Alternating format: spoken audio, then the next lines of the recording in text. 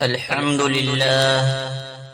لله رب العالمين، والعاقبة للمتقين، والصلاة والسلام على رسوله محمد وآله وصحبه أجمعين. أما بعد، فأعوذ بالله من الشيطان الرجيم. بسم الله الرحمن الرحيم. إن الشيطان لكم عدو فاتخذوه عدوا. صدق الله العظيم. اللهم صل على محمد وعلى آل محمد كما صليت على إبراهيم وعلى آل إبراهيم إنك حميد مجيد. اللهم بارك على محمد وعلى آل محمد كما باركت على إبراهيم وعلى آل إبراهيم إنك حميد مجيد. محترم بزرگوں اور دوستوں اور عزیز ساتھیوں،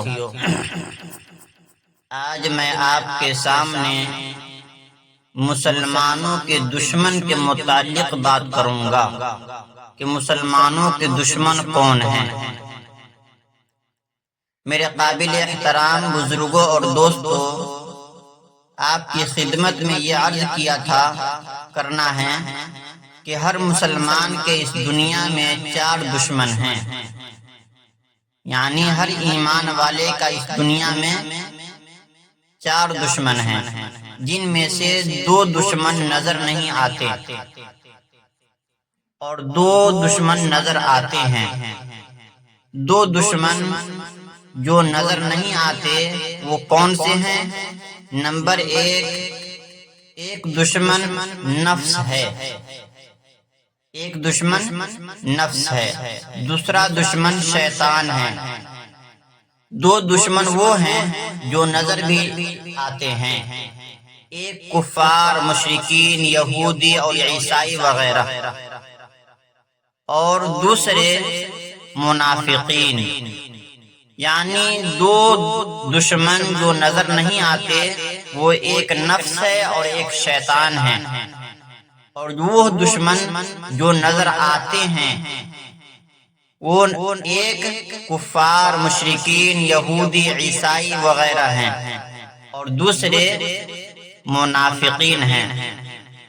یہ چاروں مسلمانوں کے دشمن ہیں، اور یہ ایسے دشمن ہیں کہ ان سے بڑھ کر مسلمانوں کا کوئی دشمن نہیں ہے.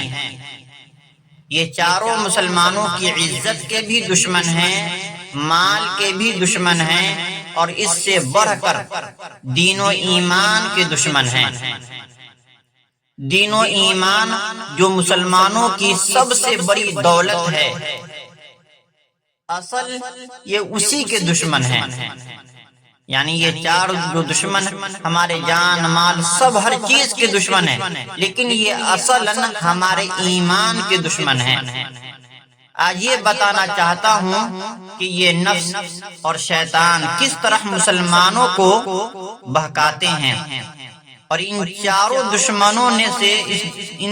دشمنوں سے بچنے کا طریقہ کیا ہے تاکہ ہم ان کے شر سے محفوظ ہو سکے اور اپنے دین و ایمان کو بچا کر سلامتی کے ساتھ آخرت میں لے جا سکیں. اس لیے کہ آخرت کا اصل سرمایہ یہی ایمان ہے جو اللہ تبارک و تعالی نے ہمیں عطا فرمایا ہے. اور ان دشمنوں کی خواہش یہ ہے کہ آخرت میں یہ مسلمان نہ تو ایمان سلامتی کے ساتھ لے جا سکے اور نہ اعمال لے جا سکے. اور جس طرح یہ خود جہنمی اور دوزخی ہیں، اسی طرح مسلمانوں کو بھی جہنمی اور دوزخی بنا لے اور اس کے بنانے میں کوشش کرتے ہیں. اور جس شخص کے جتنے زیادہ دشمن ہوتے ہیں اور جتنے بڑے دشمن ہوتے ہیں، وہ اتنا ہی ہوشیار اور محتاط زندگی گزارتا ہے اور اپنی حفاظت کا اہتمام کرتا ہے۔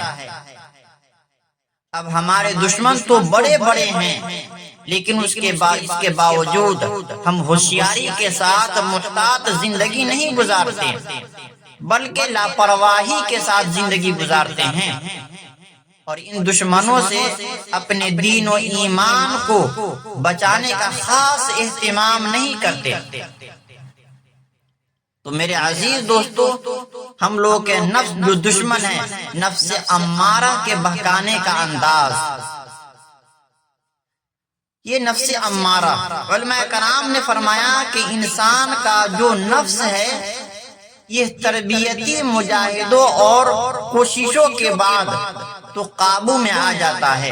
یہ نفس جو انسان کو بہکاتا ہے، اگر انسان اپنے نفس پر تربیت کرے، اس کو مجاہدے سے اور کوشش سے اس کو قابو میں کر لے، تو پھر یہ نفس لوامہ اور پھر مطمئنہ بن جاتا ہے یہ نفس۔ لیکن تربیت سے پہلے یہ نفس امارہ ہوتا ہے۔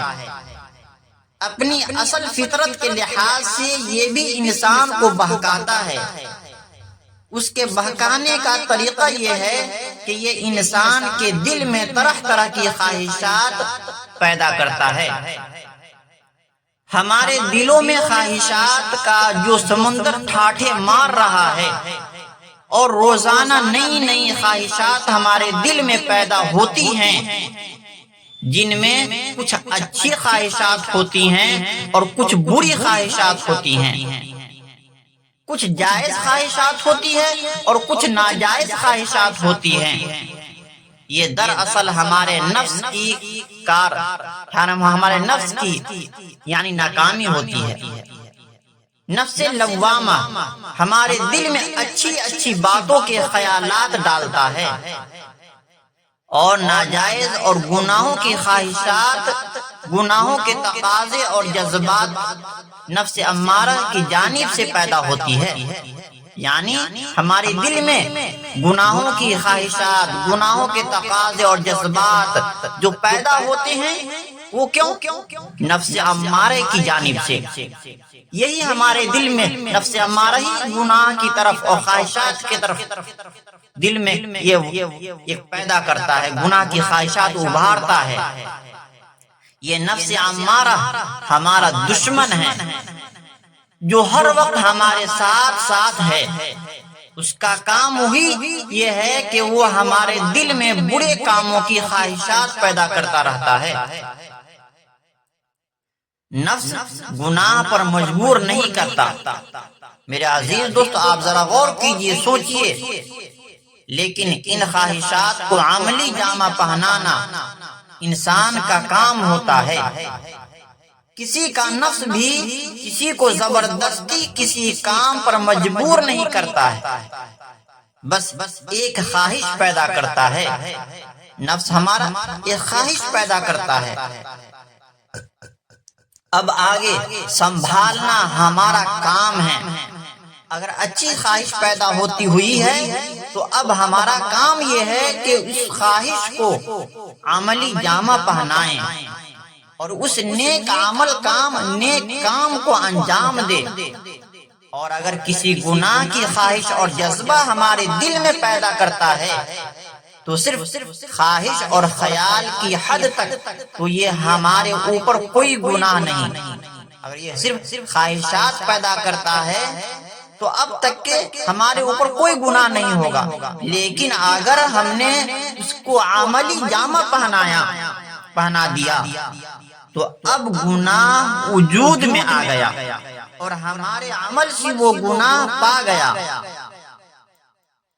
مثلا کسی مرد کے دل میں اس کے نفس نے یہ خواہش پیدا کی کہ فلاں نامحرم عورت کو بری نیت سے دیکھے، یا کسی عورت کے دل میں یہ خیال ڈالے کہ وہ کسی نامحرم مرد کو برے ارادے سے دیکھے۔ اب اگر اس خیال پر عمل نہیں کیا اور نامحرم کو نہیں دیکھا تو کوئی گناہ نہیں، لیکن اگر اس خواہش پر عمل کر لیا، اس خواہش پر عمل کر لیا اور اپنے اختیار سے دیکھ لیا تو بس گناہ وجود میں آ گیا۔ اس طرح یہ نفس ہمارے اندر نئی نئی خواہشات پیدا کرتا رہتا ہے اور ایک نہ ایک نئی سلسلہ جاری ہوتا ہے گناہ کا، چاہے وہ بچہ ہو، چاہے وہ بوڑھا ہو یا جوان ہو، مرد ہو یا عورت ہو، امیر ہو یا فقیر ہو، ہر شخص کے دل میں خواہشات کا ایک لامتناہی سلسلہ جاری کرتا ہے۔ لہذا یہ نفس انسان کے اندر خواہشات پیدا کرتا ہے اور خواہشات کے ذریعے انسان کو گناہوں کی دعوت دیتا ہے۔ نفس کا انسان کو گناہوں میں مبتلا کرنے کا یہی طریقہ ہے کہ نفس انسان کو کیسے گناہ پر لاتا ہے؟ پہلے خواہشات پیدا کرتا ہے۔ تو میرے عزیز دوستو، یہ انسان کا دشمن ہے نفس امارہ، کہ یہ دل میں وساوس، خیالات اور برے شہوات دل میں لاتے ہیں اور انسان اس کو عمل کر لیا تو گناہ کی بنیاد ڈال دیا اور اس سے بچ گیا، نہیں کیا تو اس پر کوئی گناہ نہیں۔ ہمارا دوسرا دشمن شیطان ہے۔ شیطان کے بہکانے کے بھی عجیب عجیب طریقے ہیں، عجیب عجیب انداز ہیں۔ شیطان کا انسان کو بہکانے کا طریقہ یہ ہے کہ وہ گناہوں کو اور گناہوں کی باتوں کو، یعنی شیطان کیسے انسان کو بہکاتا ہے کہ گناہوں کو اور گناہ کی باتوں کو خوشنما اور خوبصورت بنا کر انسان کے ذہن میں ڈالتا ہے، یعنی اچھا طریقے سے خوشنما اور بہترین انداز میں پیش کرتا ہے۔ کوئی گناہ ایسا نہیں ہے جس میں مزہ اور لذت نہ ہو، یعنی کوئی گناہ نہیں ہے، ایسا نہیں ہے جس میں انسان کو مزہ نہ آئے، لذت نہ ملے، ایسا نہیں ہے۔ اگر گناہ کے اندر لذت نہ ہوتی تو کون گناہ کرتا؟ گناہ میں لذت کی وجہ سے انسان کرتا ہے، انسان گناہ کی طرف لپکتا ہے، بڑھتا ہے۔ لہذا یہ شیطان گناہ کی لذت اور اس کے فوائد اس کے ذہن میں لا کر اس کو گناہ کی طرف آمادہ کرتا ہے اور انسان کے دل میں وسوسے اور خیالات ڈالتا ہے۔ مثلا ٹی وی دیکھنا ہے، اس میں کچھ فوائد بھی ہیں اور کچھ نقصانات بھی ہیں۔ اب شیطان نے انسان کے دل میں اس کے فوائد کو ایسا مزین اور آراستہ اور بہترین خوبصورت انداز میں آراستہ کر کے پیش کرتا ہے، خوبصورت انداز میں پیش کرتا ہے کہ اچھے سمجھدار اور دیندار بھی اس ٹی وی دیکھنے کے گناہ کے اندر مبتلا ہو جاتے ہیں۔ لہذا انسان کا نفس تو انسان کے دل میں خواہشات پیدا کر کے اس کو گناہ کی دعوت دیتا ہے، اور شیطان یعنی انسان کا نفس انسان کے دل میں خواہشات پیدا کر کے گناہ کی دعوت دیتا ہے، اور شیطان وساوس اور خیالات انسان کے دل میں ڈال کر اس کے ذریعے گناہوں میں مبتلا کرتا ہے اور اس کو خوشنما رنگ دے کر۔ حضرت مجذوب رحمت اللہ علیہ نے نفس اور شیطان کے بارے میں ایک اشعار بڑی بہترین فرمایا، اور وہ یہ ہے کہ نفس اور شیطان ہیں خنجر در بغل، نفس اور شیطان ہیں خنجر در بغل، خنجر در بغل، وار ہونے کو ہے اے غافل سنبھل۔ یعنی نفس و شیطان بغل میں خنجر لیے کھڑا ہے، انسان کے ساتھ شیطان اور اس کا نفس خنجر تلوار لیے کھڑا ہے تاکہ تمہیں گناہوں کے اندر مبتلا کر دیں، اور ہر وقت وار کرنے کو تیار کھڑے ہیں۔ ایک گناہ سے بچ جائے تو دوسرے گناہ میں مبتلا کر دیں، اور اس سے بچ جائے تو تیسرے گناہ میں مبتلا کر دیں، بس اسی طرح کوشش میں لگا رہتا ہے کہ کسی طرح یہ انسان گناہ کر بیٹھے، نافرمانی کر بیٹھے، نماز چھوڑ دے، جماعت چھوڑ دے، جھوٹ بول دے، غیبت کر لے، وغیرہ وغیرہ۔ آگے شاعر نے بڑی عجیب بات کہی، نہ آ جائے دین و ایمان میں خلل، نہ آ جائے دین و ایمان میں خلل، باز آ اے بد عمل، ایک دن مرنا ہے آخر موت ہے، ایک دن مرنا ہے آخر موت ہے، کر لے جو کرنا ہے آخر موت ہے۔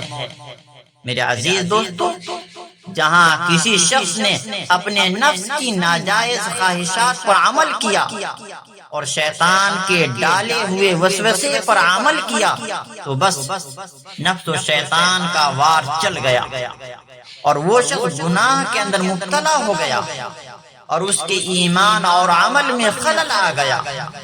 اور جس شخص نے اپنے نفس کی ناجائز خواہشات کو دبا لیا اور شیطان کے ڈالے ہوئے وسوسے اور گناہ کو خوبصورت انداز میں پیش کیے ہوئے کو دل سے بالکل باہر نکال لیا تو بس اس کا وار خالی چلا گیا اور وہ شخص بچ جاتا ہے۔